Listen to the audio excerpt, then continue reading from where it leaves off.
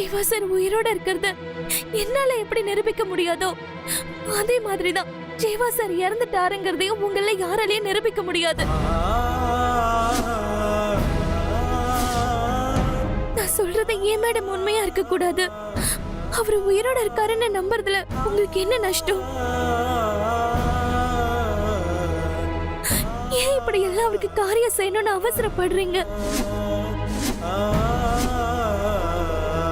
அவர் பொருள் நாளை காட்டிட்டா உடனே ஜீவா சார் செத்து போயிட்டாருன்னு அர்த்தமா? என்னடி ஜீவாவோட உடம்பு கிடைக்கலங்கிறத பயன்படுத்திக்கிட்டு எங்க மனசையெல்லாம் கலைக்கலான்னு பாக்குறியா? எங்க மனசையும் எங்க குடும்பத்தையும் உன்னால கலைக்க முடியாதுடி.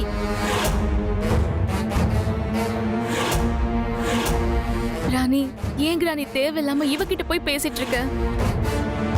ஆல்ரெடி நான் ரொம்ப அப்செட்டா இருக்கேன். இதுக்கு மேல என்னால டாலரேட் பண்ண முடியாது. நீ கவலைப்படாத, நான் இப்ப இவளை இங்க இருந்து துரத்துறேன். ஏய், மரியாதை எங்க இருந்து போயிடு, இல்ல எனக்கு வர கோபத்துக்கு நான் என்ன செய்வேன்னு தெரியாது. போடி.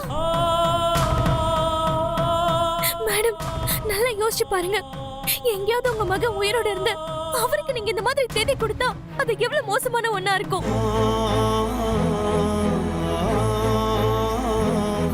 எனக்கு கொஞ்சம் அவகாசம் கொடுங்க மேடம். நான் ஜீவா சார் உயிரோட கொண்டு வந்து காட்டுறேன். ஏய் மாயா, இவ சொல்றதையெல்லாம் நம்பாத. ஜீவா உயிரோட இருக்கான்னு சொல்லுவா, எனக்கு ஜீவாவுக்கு கல்யாணமே ஆயிடுச்சுன்னு சொல்லுவா. ஜீவா புள்ள என் வயிற்றுல இருக்குன்னு சொல்லி உன் சொத்தை கேட்பா. இவள இப்பவே அடியோட இங்க இருந்து துரத்துனாதான் சரியாகும். இதுக்கு மேல விட்டோம் எல்லாமே கெட்டு குட்டிச்சவரா போயிடும். ஏய் ஓடி ஓடி. மேடம், மேடம் சொல்றத கேளுங்க மேடம். என்ன நம்புங்க மேடம். என்ன விடுங்க. ஓடி. ஓ விடுங்க. என்ன நம்புங்க மேடம். ஜீவா சார் ஓடி. ஜீவா சார் உயிரோட தான் இருப்பாரு. ஓடி. அவசரப்பட்டு காரியெல்லாம் செய்யாதீங்க.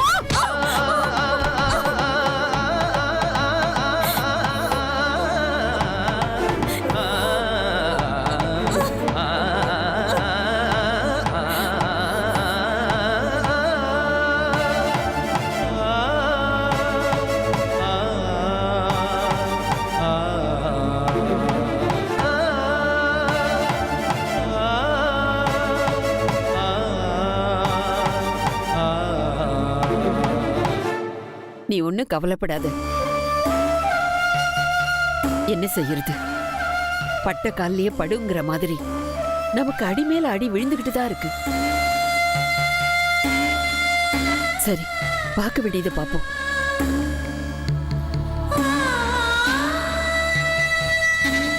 சாமி சொல்லுங்கம்மா.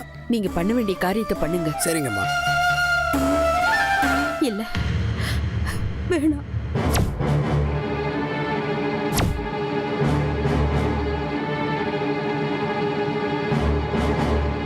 வேண்டாமா? ஏ? அவ ஜீவா உயிரோட இருக்கிறத நிரூபிக்கலனாலும் நம்ம எல்லாரோட ஆசையும் அதுதானே.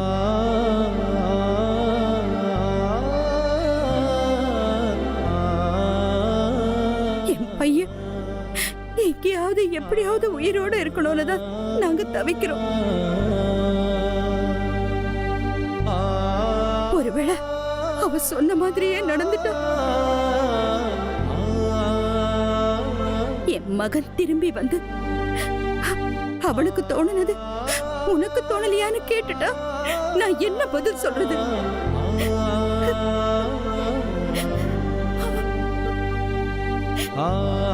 ஆமா மாயா, மிலிட்டரியில வேலை பார்க்கறவங்க, கடல்ல இருக்கிற மீனவர்கள், இப்படி பல பேர் இறந்துட்டு தான் நினைச்சவங்களாம் பல வருஷம் கழிச்சு திரும்ப வந்திருக்காங்க. அப்போ அவ சொல்றத நம்பிக்கிட்டு திதி கொடுக்காம விட்டுற போறீங்களா? இன்னைக்கு திதி கொடுக்கணும்னு கட்டாயம் இல்லைல்ல. நான் கூட என் புள்ள உயிரோட இருப்பான்னு நம்பல. ஆனா அவ நம்புறா. அவன் நம்பிக்கை நிஜமாகட்டும்னு வேண்டிப்போம்.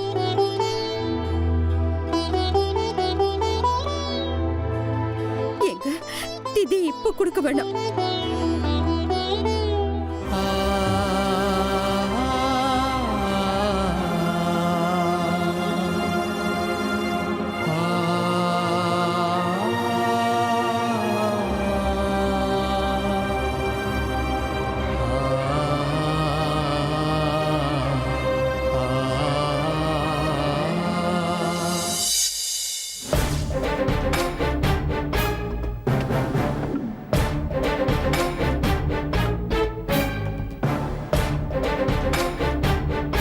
அவ எங்க போறா? Okay madam. யாரு பாக்குறா? என்ன பேசுறான்னு கண்காணிச்சு சொல்லு. சரிங்க மேடம், வரேன். போ.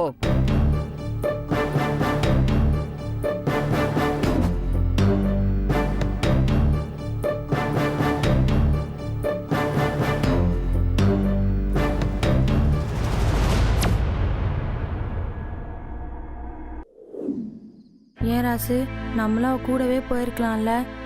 ஆனா அவ வர வேணாம்னு சொன்னதால தானே நம்ம இங்கே இருந்துட்டோம். அங்க போன இடத்துல என்னாச்சோ ஏதாச்சோ ஒண்ணுமே தெரியல. அவ சொன்னதை கேட்டு நம்ம நின்றுக்க கூடாது. நாமளும் அவ கூடவே போயிருக்கணும். டேய், என்ன அப்ப நம்ம போலேனா என்ன? திதி கொடுக்குற இடம் தான் நமக்கு தெரியும்ல. வாங்க நம்ம போலாம். ம், சரி மாதிரி. வா வா மாரி. ராசு.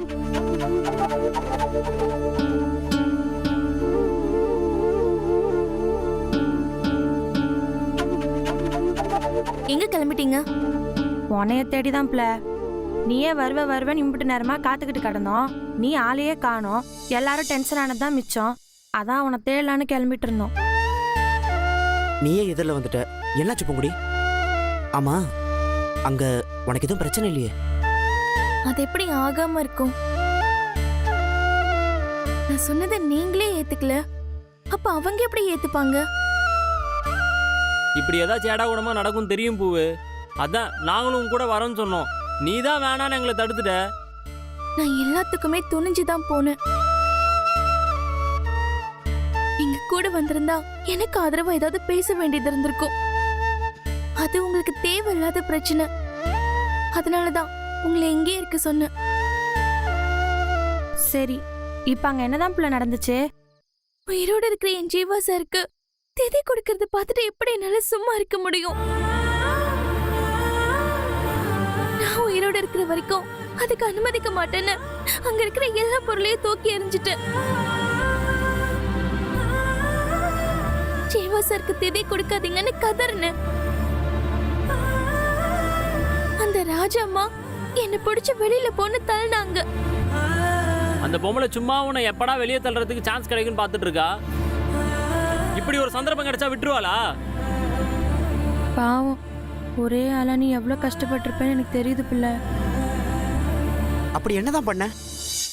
ஜீவா சார உயிரோட கொண்டு வந்து நிறுத்துறேன்னு சொல்லிட்டு வந்திருக்கேன். ஏய், உனக்கு என்ன பைத்தியம் கீத்தம் பிடிச்சு போச்சப்ல? இறந்து போன ஒரு மனுஷனை எப்படி இப்ப உயிரோட கொண்டு வருவ? நீ என்ன சத்தியமா சாவித்திரியா? சத்தியமா உயிரை யமகிட்ட இருந்து சாவித்திரி மீட்டு கொண்டு வந்த மாதிரி நீ ஜீவா சார் உயிரை கொண்டு வர போறியா? ஆமா, சத்தியவான் சாவித்திரி தான். என்னால ஜீவா சார் உயிரை மீட்க முடியும். சத்தியவான் சாவித்திரிய பத்தி நிறைய பேர் கேள்விப்பட்டிருப்பீங்க. இருந்தாலும் மறுபடியும் சொல்றேன். உடலை விட்டு பிரிஞ்ச ஒரு ஆத்மாவை மீட்டு இறந்து போன உடம்புக்குள்ள புகுந்து உயிரை மீட்க முடியுமாங்கிற சந்தேகம் நிறைய பேருக்கு இருக்கு.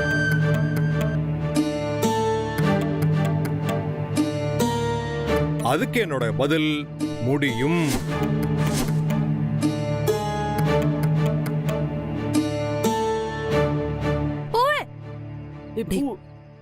அது இறக்குறதுக்கு முன்னாடி அந்த உயிர் உடல்ல இருந்து எப்படி பிரியுதுங்கிறத பாப்போம். நம்ம உடம்புல 10 விதமான வாயுக்கள் இருக்கு. நம்பர் 1 உயிர்காற்று, அதாவது பிராணவாயு. 2வது குடல் காற்று, அதாவது அபானன் வாயு. 3வது தொழில் காற்று, வியானன் வாயு. 4வது ஒளிக்காற்று, உதானன் வாயு. 5வது நிறவு காற்று, சமானன் வாயு. 6வது தும்மல் காற்று, அது நாகன் வாயு. 7வது வெளிக்காற்று, அது கூர்மன் வாயு. 8வது கிருகரன் வாயு. நான் பிரசங்க ஆரம்பிச்ச உடனே உங்க எல்லார்கிட்டையும் வந்தது. என்னன்னு கேக்குறீங்களா? கொட்டாவி. 9வது இமைக்காற்று, தேவதத்தன் வாயு. 10வது வீங்காற்று, அத தனஞ்சயன்னு சொல்லுவாங்க. நம்ம உடம்புல இப்படி 10 விதமான காற்றுகள் இருக்கு. ஒருத்தர் எப்படி இறந்துட்டாருன்னு டாக்டர் பல்ஸ் செக் பண்ணி பார்த்துட்டு சொல்றாரு.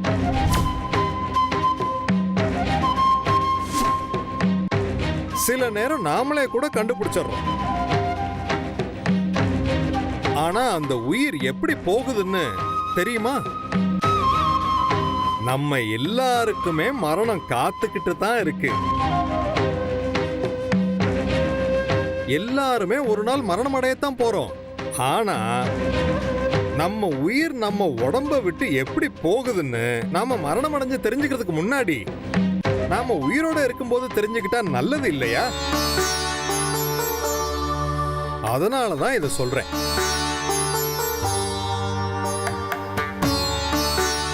நம்ம உடம்ப விட்டு உயிர் வெளியேற நேரம் வந்த உடனே வாயுக்கள் வெளியேற எல்லா வாசலுமே ஒவ்வொன்னா அடைக்கப்படுது. உதாரணத்துக்கு நாம ஒரு வீட்டுல இருந்து இன்னொரு வீட்டுக்கு குடி போறோம். அப்ப என்ன செய்வோம்?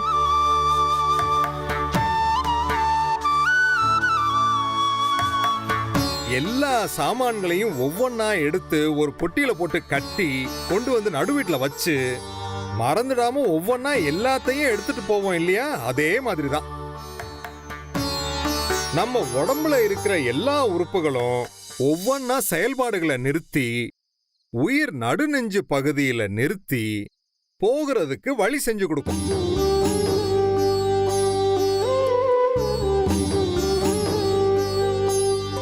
அப்படி இருக்கிற உயிர் எல்லாருக்கும் ஒரே மாதிரி போகிறது இல்ல. சிலருக்கு கண் வழியா, சிலருக்கு காது வழியா, சிலருக்கு உச்சிமண்ட வழியா, சிலருக்கு நம்ம உடம்புல இருக்கக்கூடிய வேற சில துவாரங்கள் வழியாவும் வெளியேறும். இது அவங்க செய்யற பலாபலனுக்கு தகுந்த மாதிரி பகவான் வெளியே போகிறதுக்கு வைக்கிறார். ஆரம்பத்துல 10 விதமான வாயுக்களை பார்த்தோம் இல்லையா? அதுல 9 விதமான வாயுக்களோட செயல்பாடு நிறுத்தப்பட்டு நம்ம பிராப்தப்படி எந்த வாசல் வழியா வெளியேறணுமோ அந்த வாசல் வழியா தனஞ்சயங்கிற வாயு நம்ம உயிரை வெளியே கொண்டு போகும். இதத்தான் ஆன்மான்னு சொல்றோம். நாம மறுபிறவி எடுக்கும்போது குறிப்பிட்ட தாயின் வயிற்றில் நம்ம உயிரை கொண்டு வந்து சேர்க்கிறதும் அந்த தனஞ்சயனோட வேலைதான். இப்படி ஒரு பிறவியில இருந்து வெளியேறின ஆன்மா இன்னொரு பிறவியை அடையிறதுக்கு சில நாட்களும் ஆகலாம், சில யுகங்களும் ஆகலாம். இறைவனை நோக்கி கடுமையான விரதங்களை அனுசரிச்சு அந்த ஆன்மா வேற ஒரு பிறவிக்கு போகாம பழைய பிறவிக்கே கொண்டு வர முடியும்னு ஞானிகள் நிரூபிச்சிருக்காங்க. இப்படிதான் சத்தியவான் உயிரை சாவித்ரி மீட்டாங்க.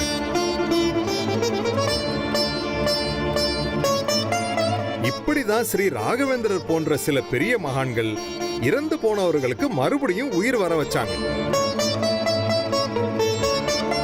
தன்னோட மந்திர சக்தியாலும் யோக சக்தியாலும் தனஞ்சயனை தூண்டி விட்டு வெளியேத்திட்டு போன அந்த 9 வாயுக்களையும் இறந்து போன உடம்புக்குள்ள திரும்பவும் செலுத்த வைக்கிறதுக்கு ஜீவ சமாதின்னு ஒரு தவம் இருக்கு.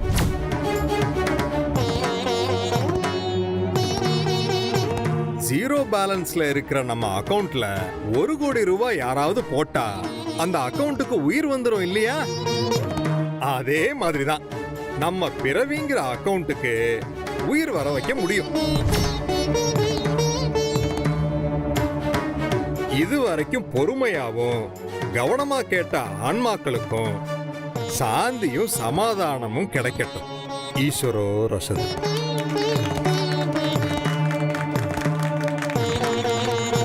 வாங்க வாங்க.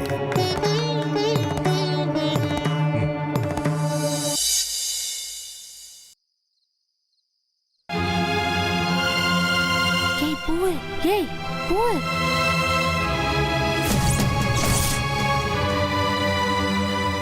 சாமி சாமி ம், என்னம்மா? சாமி, இப்ப கொஞ்ச நேரத்துக்கு முன்னாடி சொன்னீங்களே சத்தியவான் உயிரை சாவித்திரி மீட்ட மாதிரி இப்ப ஒருத்தருக்கு நீங்க எப்படியாவது உயிரை வரவழைக்கணும் சாமி. அதெல்லாம் என்னாலையும் முடியாது, வேற யாராலையும் முடியாது. முடியணும் சாமி. நீங்க சொன்ன ஜீவ சமாதி தவத்தை நான் செய்யணும்.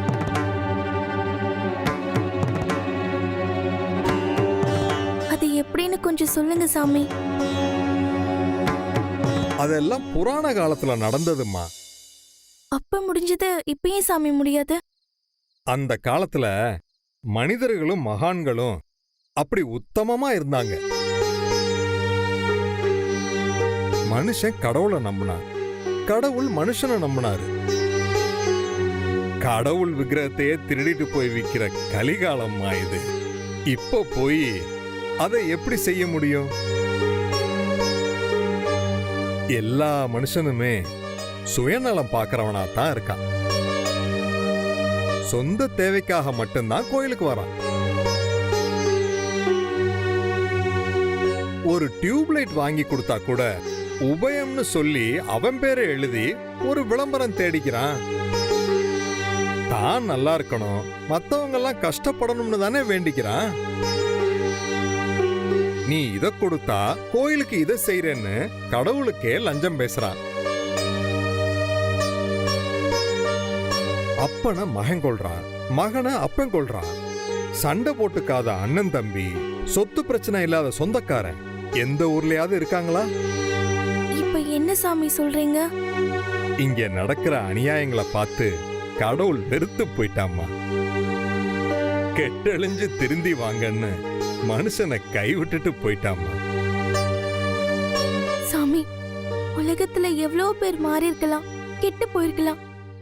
அதுக்காக மொத்தமா எல்லாரும் கெட்டு போயிட்டாங்கன்னு எப்படி சாமி சொல்ல முடியும்? நல்லவங்க கெட்டவங்களை பிரிச்சு பார்க்க தெரியலன்னா அப்புறம் எதுக்கு கடவுள்? பரவாயில்லையே, நீ என்னை விட நல்லாதான் பிரசங்கம் பண்ற. சரிம்மா, உனக்கு என்னதான் வேணும்? சத்தியவான் உயிரை சாவித்திரி மீட்டு கொண்டு வந்தது மாதிரி நான் கல்யாணம் பண்ணிக்க போறவரு உயிரை மீட்டு கொண்டு வரணும் சாமி. ஜீவா சார்னு ஒருத்தர் எனக்கு எல்லாமுமா இருந்தாரு. அவர் ஒரு விபத்துல இறந்துட்டதா சொல்றாங்க. அவர் உயிரை மீட்கணும் சாமி. அதுக்கு எனக்கு ஒரு வழி சொல்லுங்க சாமி. அது திருப்போரூர் பக்கத்துல இருக்கிற செம்பாக்கங்கிற ஊர்ல அம்மனுக்கு இந்த சக்தி இருக்கிறதா ஐதீகம். பல நூறு வருஷங்களுக்கு முன்னால அந்த அம்மன் கோயில்ல தான் ஒரு பொண்ணு ஜீவசமாதி தவம் இருந்ததாகவும் முத்துமாரியம்மன் அருளோட அவளோட கணவர் உயிரை மீட்டு கொண்டு வந்ததாக சொல்றாங்க. நானும் ஜீவா சாரை மீட்கிறதுக்காக ஜீவ சமாதி இருக்கேன் சாமி. எனக்கு எல்லா விதத்திலையும் நீங்க தான் சாமி துணை இருக்கணும். ஏம்மா, ஜீவசமாதி இருக்கேன்னு சாதாரணமா சொல்லிக்கிட்டு இருக்க? அது என்ன ஏதோ சமாதிக்கு போய் வழிபடுறதுன்னு நினைச்சுக்கிட்டு இருக்கியா? தன் ஜீவனையே அடக்கி சமாதி ஆகிறதுமா, விளையாட்டா எடுத்துக்காத. அந்த முயற்சியில உன் உயிரே போறதுக்கு கூட வாய்ப்பு.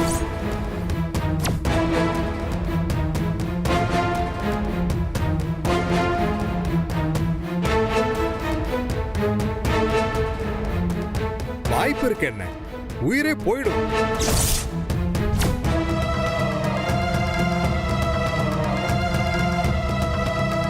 இல்ல சாமி, நான் இத விளையாட்டா நினைக்கல, வாழ்க்கையா நினைக்கிறேன்.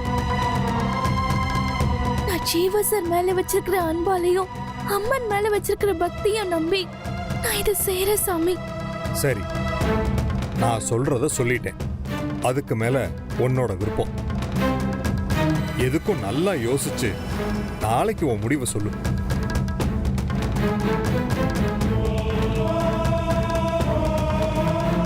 நல்லா யோசிச்சிட்டேன் சாமி. என் முடிவு ஒரே முடிவுதான். நான் ஜீவ சமாதி இருக்கேன்.